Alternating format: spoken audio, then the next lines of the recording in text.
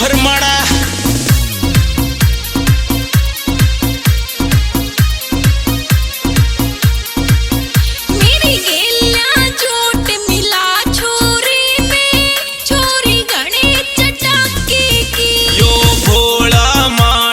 मर जागा जय आगी बहू पटाके सी मेरी गेलिया चोट मिला छोरी में छोरी घणे चटाके की यो भोला मानस मर जागा जय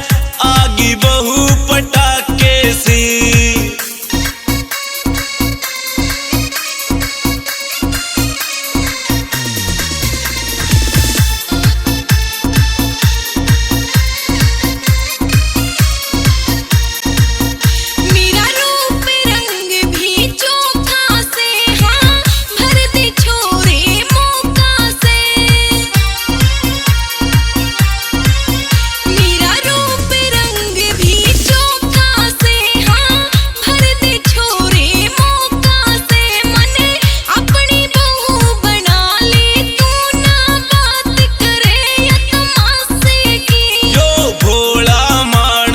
मर जागा जय आगी बहू पटाके सी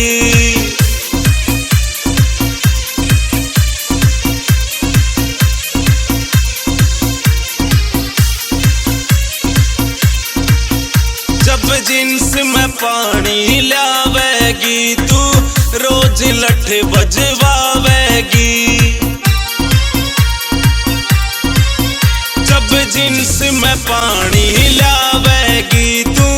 रोज लठ बजवावेगी किते पैर थसल के पड़ जागी जब लागे झड़ी चमासे की मेरी गेलिया चोट मिला छोरी में छोरी घणे चटाके की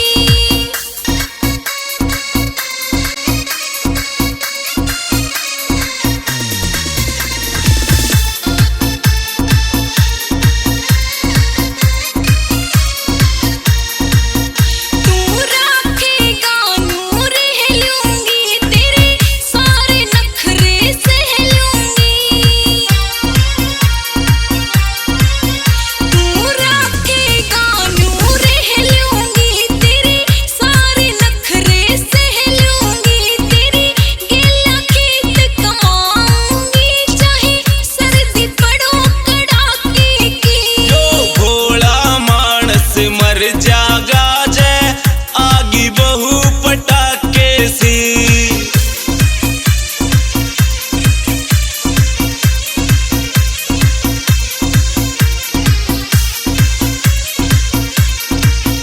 तन ठीक कहूँ पछतावेगी माली गाम ने फिर बिसरावेगी तन ठीक कहूँ पछतावेगी माली गाम ने फिर बिसरावेगी मने 8वीं करी बड़ी मुश्किल ते